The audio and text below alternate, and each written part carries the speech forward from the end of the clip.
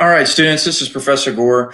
This is the second part recorded lecture over the American Civil War. So let's kind of recap from the first half. And so I really kind of covered a little bit more chronologically. And so when the South seceded, you had the seven original states led by South Carolina, Texas being the seventh. And then when President Lincoln, who called up every other remaining state to raise up kind of like state militias against these seven southern states that seceded from the Union, that's when you had the last four states in the South secede, which Virginia, Arkansas, North Carolina, and Tennessee. So the North strategy is basically kind of like the anaconda snake. You blockade the southern ports. The South had great difficulty getting stuff in and out, which by the midpoint of the war in 1863, 1864, you really had tremendous inflation. It was extremely expensive to get food items and so forth, and it was even very difficult to even get it in the capital, Richmond. And so the blockade really was hurting the South. The South also instituted a draft in 1862. The North did it in 1863, and it actually caused draft riots to take place, particularly among the Irish immigrants and they were in New York City. In fact, troops that just fought at Gettysburg had to take a train all the way into New York City to put down the draft riot. In fact, they had to fire into the crowd because the Irish were being violent and so forth. There are plenty of Irish Americans that fight for the Union and so forth, but they were not happy about potentially getting drafted because you could at that time pay for a substitute, and so the poor economic class was not able to afford that, and the wealthy class could, and so the Irish were primarily poor at that time, and so that's where some of the frustration lies. Also, Lincoln does something that was controversial at the time. It's still a little bit controversial today, and that is he suspended habeas corpus. He had basically made it where they could jail somebody without just cause because of spying. And there was quite a bit of spying that took place in and around the Capitol by the Confederacy, and also Union spies spying on the Confederacy as well. So you had a lot of spying. You had men and actually women spies that were hung or imprisoned and so forth for spying during the war. The first woman actually publicly executed by the U.S. government was actually a woman involved in the Lincoln assassination plot. And so anyway, but by this point, midpoint of 1863, the Confederacy had done very well in the Eastern Theater. Lee had won major victories by stopping McClellan at the Peninsular Campaign. I wouldn't say it was a major victory, but he stopped him thanks to Stonewall Jackson's forces threatening the capital. Lee won a big victory at Fredericksburg, brilliant victory at Chancellorsville, his greatest victory. Also in 1862, Lee fought to a draw against McClellan at the Battle of Antietam, which is the single bloodiest day in American history. And that led to President Lincoln issuing the Emancipation Proclamation that by law liberated the slaves in the states that were in rebellion. Of course, they're not actually liberated until the Union Army gets to them, but you did have a lot more runaway slaves that were fleeing to the Union forces. So a lot of times Union forces that were fighting in the South, not only did they have to worry about the Confederacy, they also had to worry about how to clothe and feed thousands of runaway slaves. So that was a big issue, and a lot of Northerners come down with help with the Freedmen's Bureau to help establish that and provide education and food and so forth. Now, there was a peace movement that began up in the North about the halfway point in the war, 1863 time period. These were Northern Democrats. They did not support secession by any means, okay? They did not support the Confederacy, but they thought that they needed to end this war, that it was getting out of hand. And so Republicans at that time called them the Copperheads. So if you live in the South, you're probably familiar with the copperhead snake. It's one of the poisonous snakes in the South, and so that's where the term came from, to say they were poisonous to our country. So anyway, they demanded peace basically at any cost, resisted the draft, and even encouraged Union soldiers to desert. Now, there were plenty of people that deserted on both sides to go home and take care of their families, or got fed up, or for various reasons and whatnot. But anyway, but they did accept money from Confederate agents. Some of them did, which is pretty scandalous that you see happen and so forth. All right, so Lincoln is going to run for reelection in 1864. He runs against actually one of the former generals he fired. He had fired McClellan. He also had fired Ambrose E. Burnside. He had fired Joseph Hooker and George Meade. But by the end of 1863, the second half of 1863, after the Battle of Gettysburg, he has settled on Ulysses S. Grant as his commanding officer of the main Union forces. And so in the Western theater, the North had done very well under Grant. They had captured Vicksburg in 1863, thereby cutting the Confederacy in half. Grant had won a battle at Shiloh. He had won and captured Fort Donelson, along with Fort Henry. And really just the South didn't do very well. Then after Gettysburg, because of Jefferson Davis's urging, Lee actually did send one of his divisions under James Longstreet to help fight in the Western theater and actually Northern Georgia and the Tennessee theater and so forth. And it's called the Battle of Chickamauga. And the Confederacy did outnumber the Union forces and drove them back. And there's a famous Union commander who really kind of became the Stonewall Jackson of the North, so to speak. His name is his name has gone. I've gone blank on his name for a second. It'll come to me in just a minute.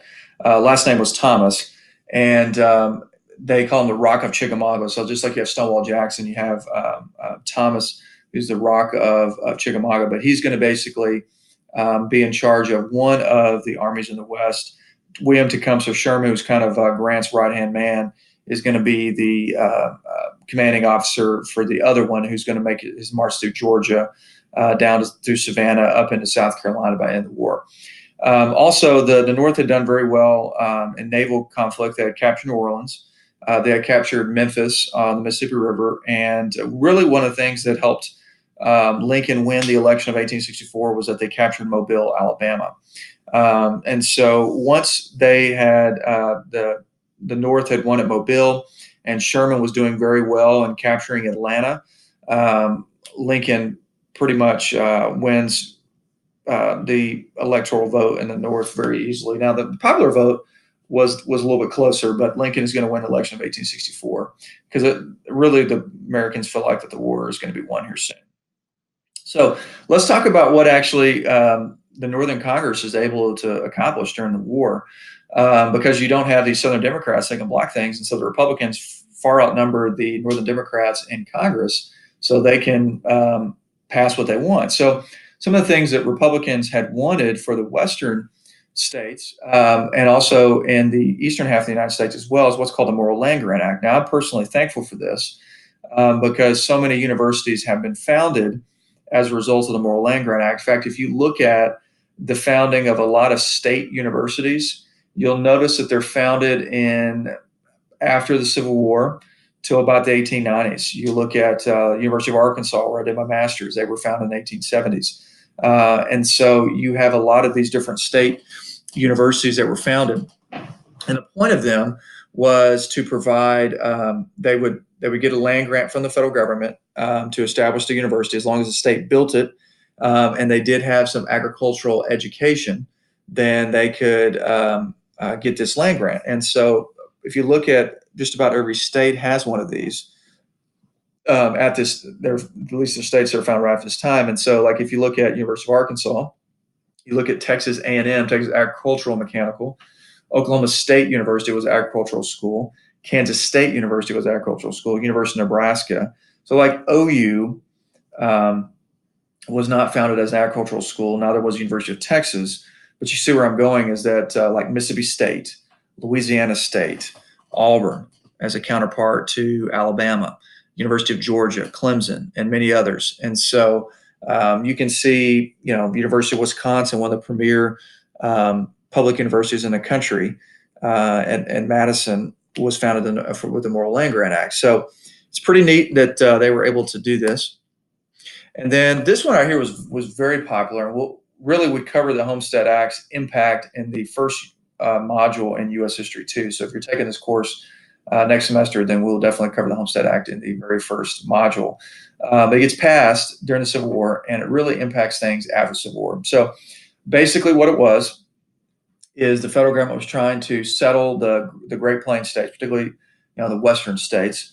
And it was a way to kind of help pay for some of the soldiers who had fought for the Union.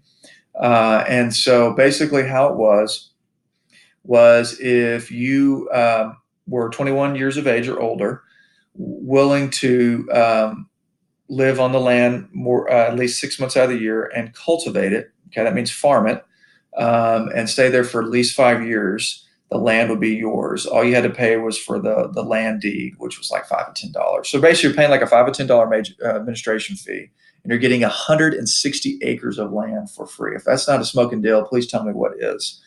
So it was a great thing. It's going to help sell the Great Plains states. The problem is Great Plains states are difficult to farm on just because of the sporadic rainfall and the thick grass prairies. So plus storms as well. But we'll cover that in the first module of U.S. History 2. Another thing that Congress was able to get passed, and this is passed in the first 2 months of 1865. The Confederacy fights on until April. This gets passed in about February, and then eventually the states have to ratify it. But it is one of the most important amendments in American history. It is the 13th Amendment that officially abolishes slavery everywhere in the United States, including Missouri, Kentucky, West Virginia, Delaware, and Maryland that have remained loyal to the Union. So, in fact, the last slaves are not freed until Oklahoma in June of 1865. Actually, Native American tribes had to free their slaves in the summer of 1865.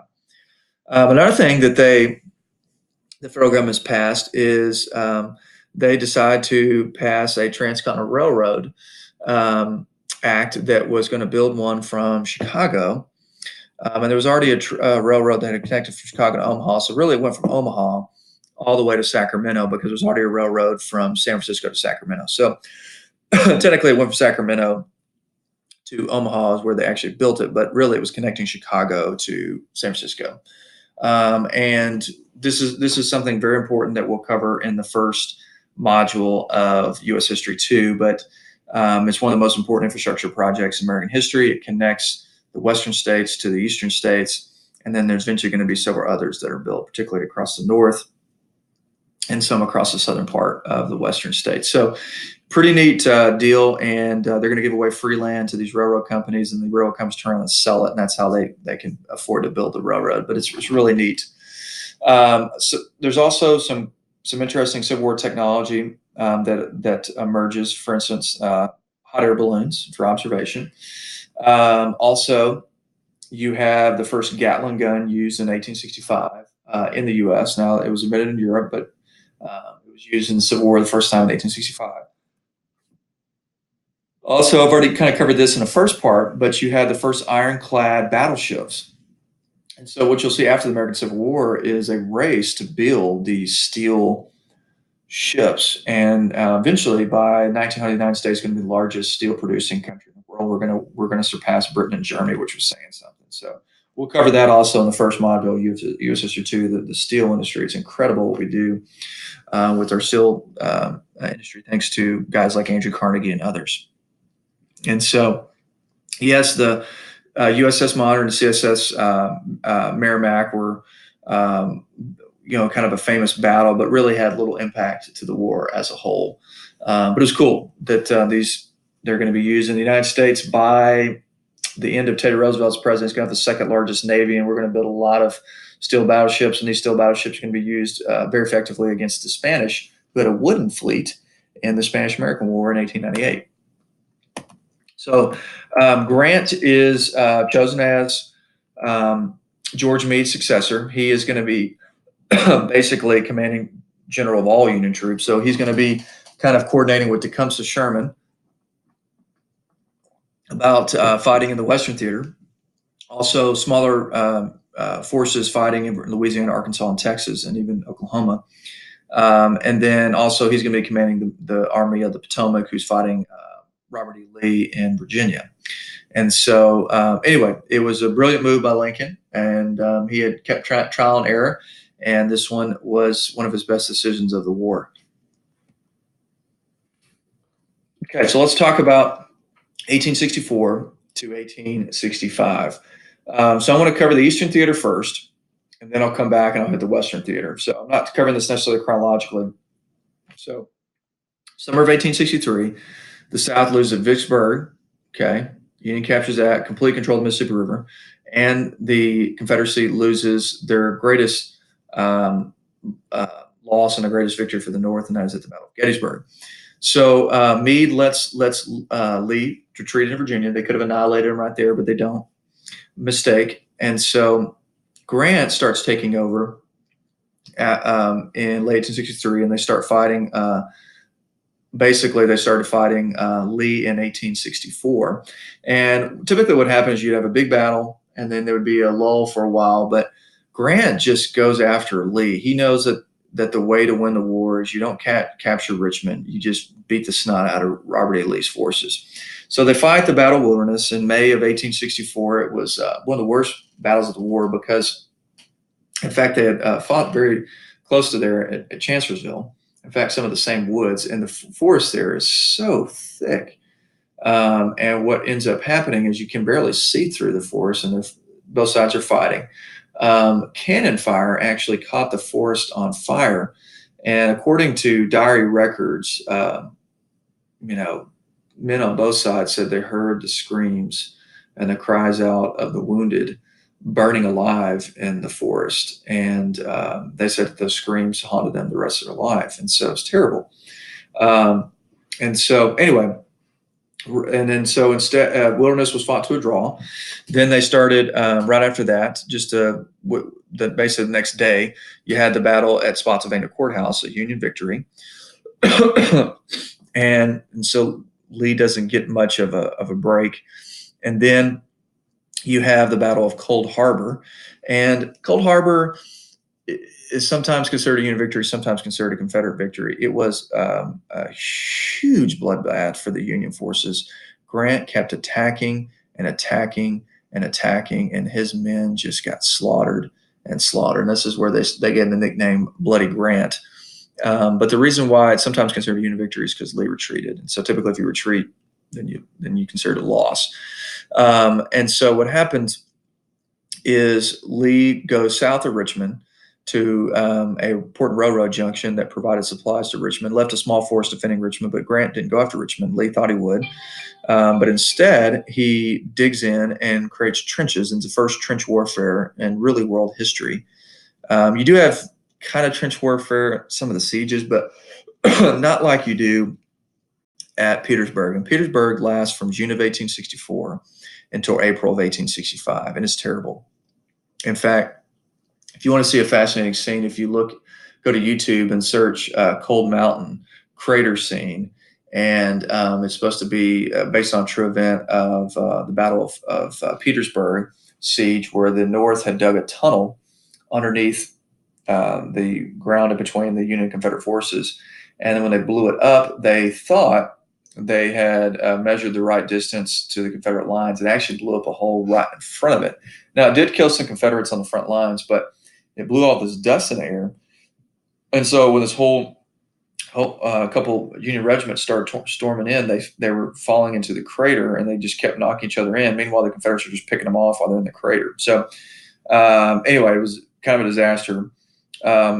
Lee realizes that they really can't continue on. His force dwindles down to like 20-something. His men don't have shoes. They're dealing with rats, barely getting food. Richmond can't get supplies.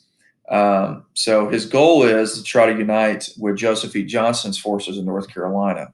I'll cover Joseph E. Johnston in just a second. He fights one of the last battles of the war, even after Appomattox Courthouse, the Battle of Bentonville in North Carolina. But Lee tries to get to the railroad to get down North Carolina and unite with him, that maybe he can, win a decisive victory against Grant. Really, it's a long shot, to say the least.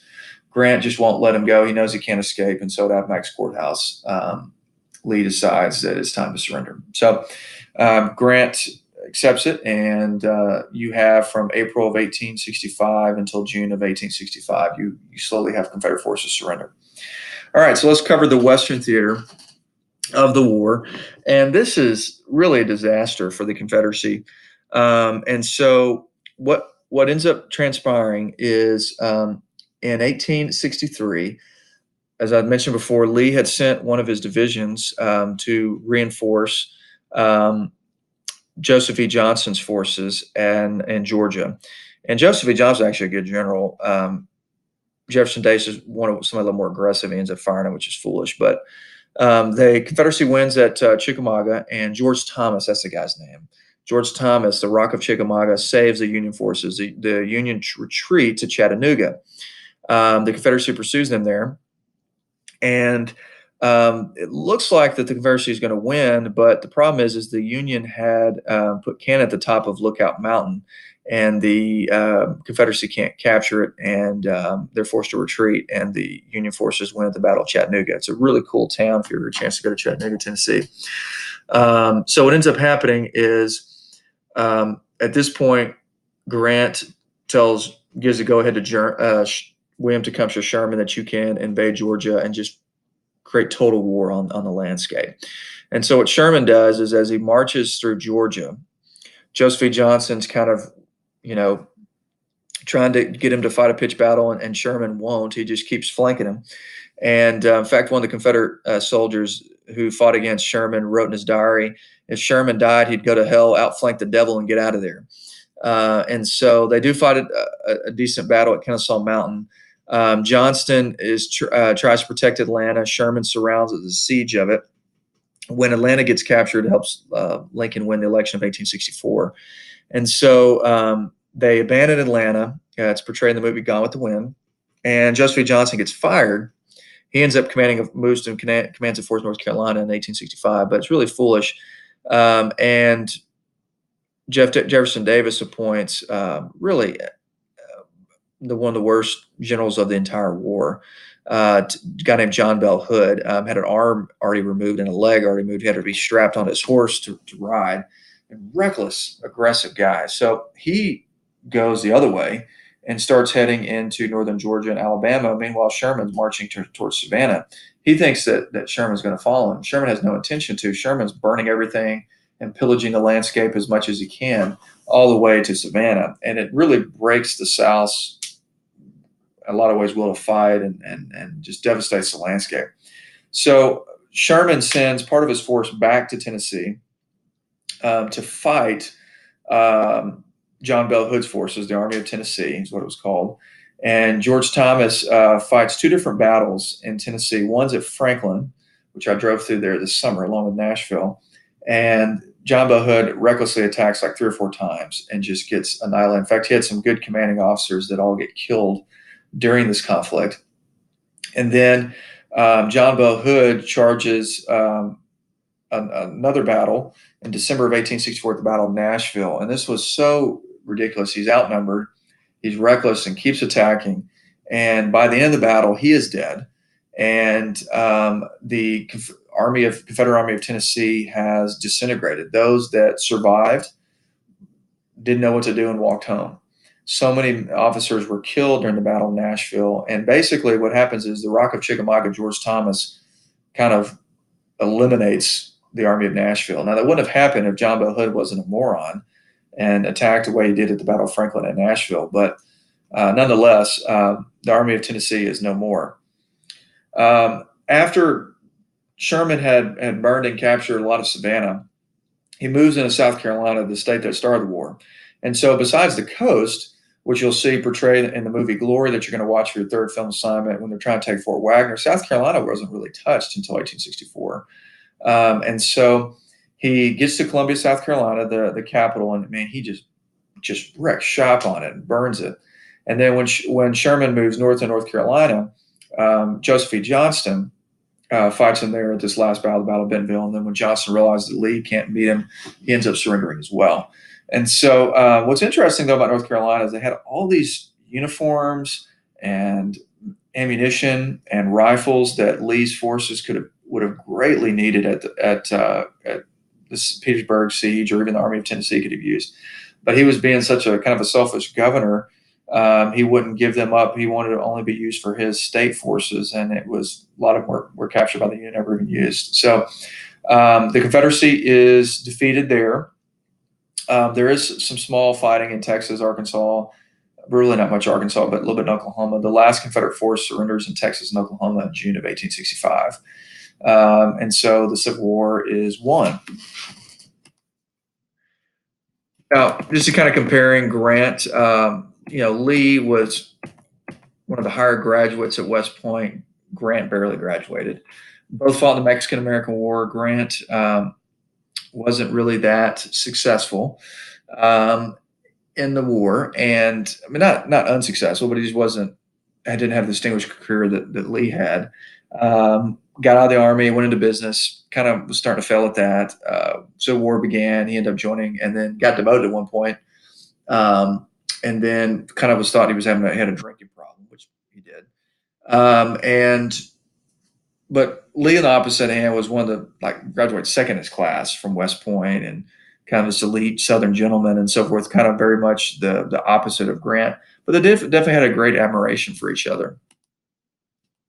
So just goes over total war with Sherman. One of the things I love about Sherman, every one of his pictures, his hair is always crazy.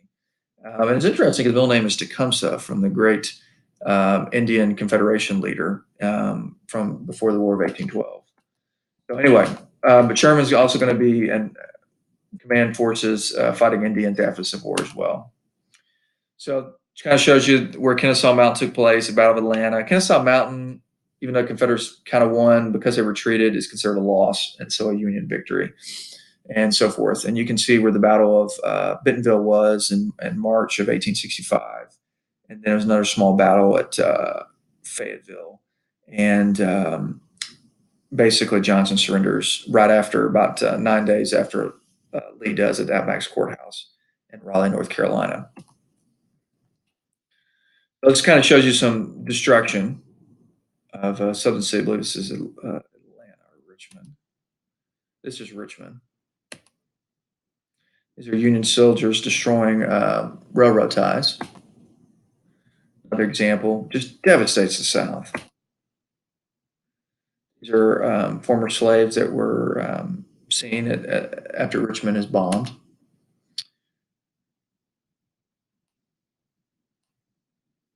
And this kind of shows you some of the closer-up battles. Talk about the Wilderness, Spotsylvania Courthouse.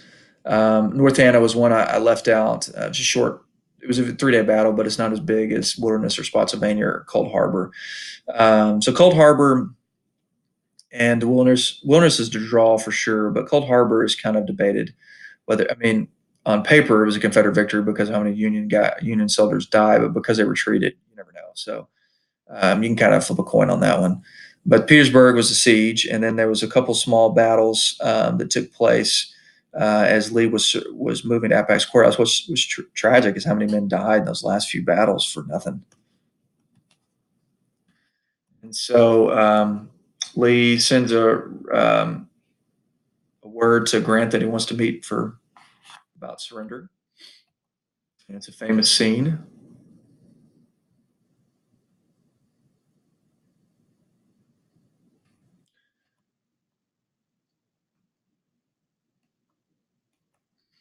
This is a painting of them, of Lee surrendering. Grant had tobacco stains all over his uniform. It's kind of interesting. These are Confederate soldiers surrendering. And so these are Union gains in Civil War. So the whole South was never fully captured by the North, but they didn't have any armies really to effectively defend it. And then what's tragic is what happens to Lincoln in the days after Lee surrenders. John Wilkes Booth was a famous actor, and also was a Confederate sympathizer, but really didn't have the courage to fight for the Confederacy himself. And so he had the same plotters who ended up involved in the assassination plot of Lincoln, who also tried to kill some of his other cabinet members, like his vice president Andrew Johnson, his Secretary of State William Seward, and another individual. Their plan was to capture him and then hold him for ransom to get the Confederate prisoners to be released to give the Confederacy a greater chance of victory, and then they would release Lincoln. But once Lee surrenders, basically they decided to kill him. And so here's John Wilkes Booth, and he could easily get access to the theater. Originally, Lincoln was supposed to go to a different theater, ended up going to Ford Theater. I've been there.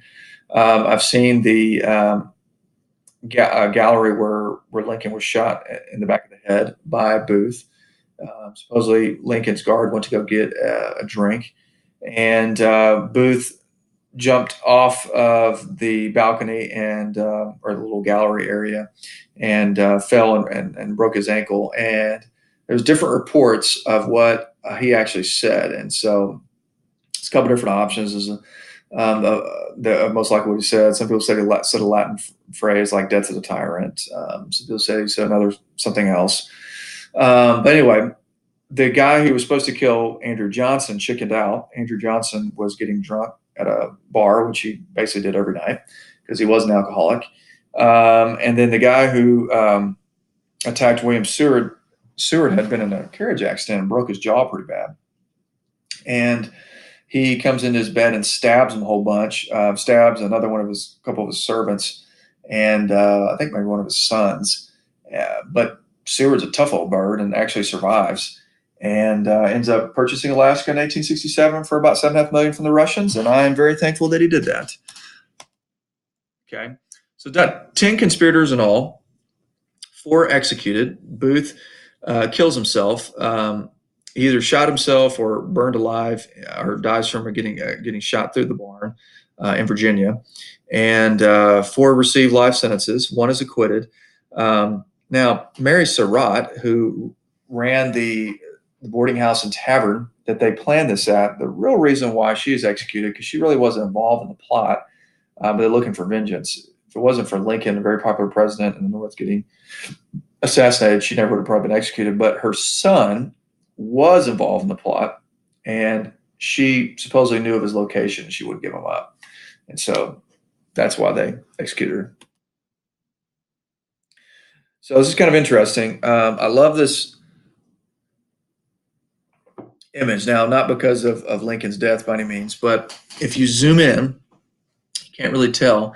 This is a parade through New York City, and one of these buildings in the back, there are 2 small boys sticking their heads out the window watching the funeral procession. One of those is future U.S. President Theodore Roosevelt, who's my personal favorite, and his younger brother, who's actually Eleanor Roosevelt's father, who married Franklin Roosevelt, another future U.S. president. So anyway, this is the picture of the death by hanging of 4 of the 10 conspirators. And it took them a few minutes to suffocate and die. This is the rest of the image. And you can see on the far left is the dress of Mary Surratt. And so Lincoln had some health issues anyway. Probably may have not lived out to see the end of his second term, but we'll never know. And when we get to Reconstruction lecture, really, if Lincoln had survived, things probably would have gone better for the South. But instead, his death further causes problems for the Confederacy, or former Confederate states, I should say. It's a painting of Booth shooting Lincoln in the back of the head. He dies across the street. I've actually been to that house, toured it when I was a kid at the age of 11, and they've still got the bloody sheets, supposedly at least, in a glass case.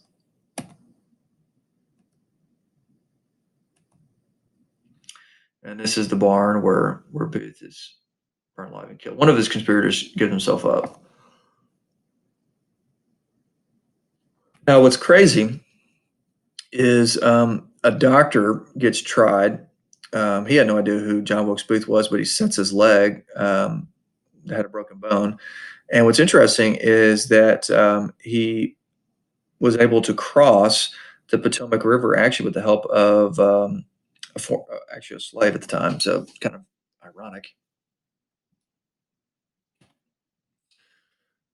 And this is given from the London Times newspaper. So even the British are giving major love to Abraham Lincoln. So you can see right here, Mary Surratt's the top right.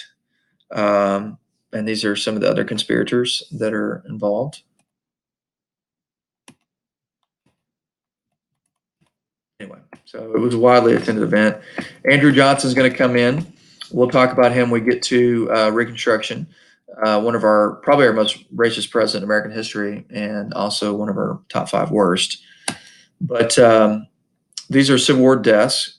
Okay, these are all estimated, rounded off numbers. Okay, none of these are 100% accurate, so don't expect that. And you can see, because of Americans fighting Americans, it was the bloodiest war in American history.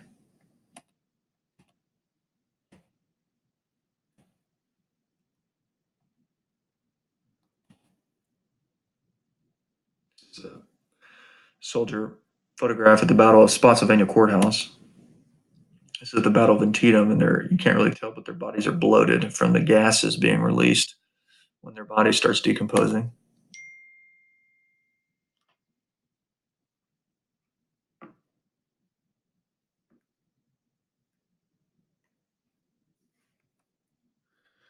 These are examples of Civil War wounds.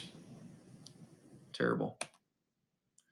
Also, there was a notorious, horrible prison in Georgia called Andersonville, and the Union forces kind of got word of this from prisoners that escaped. But it's so bad, once the Union frees the prison, the commanding officer for the Confederacy is hung. They look like Holocaust survivors when they get released in 1865 or 1864. I've talked about 13th Amendment, and this is how they raised armies and so forth.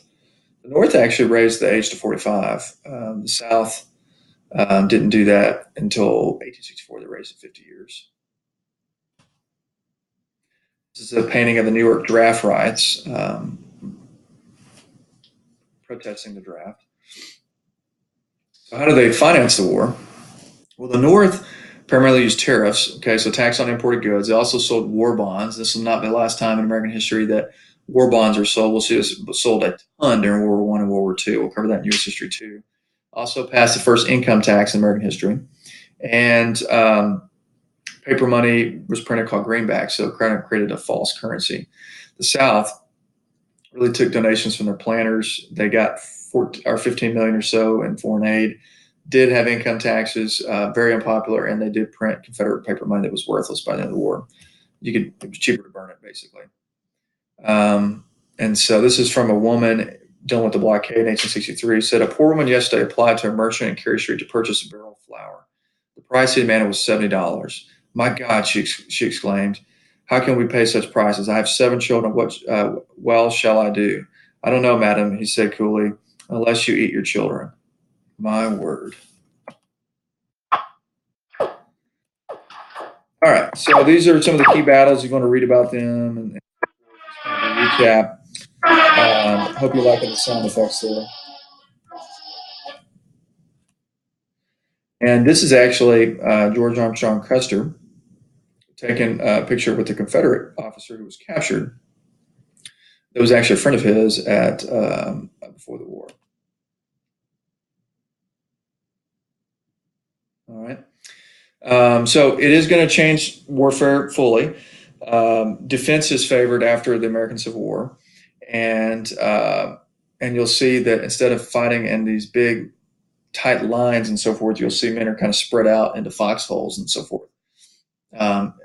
With the exception of World War I, the trench warfare, and it's really going to lead to the whole mobilization of the government for the war effort. The North had tremendous industrial capacity, and it really sets the North on a trajectory to become an industrial juggernaut. And instead of a lot of the wealth being centered in the South before the Civil War, after the Civil War, it is by far going to be in the North with railroad business owners, steel business owners, these different monopolies and trusts, John D. Rockefeller, Standard Oil. All of that we'll cover in the first module of U.S. history too, but it's incredible economic growth, and all starts right there in the Civil War. And that's it.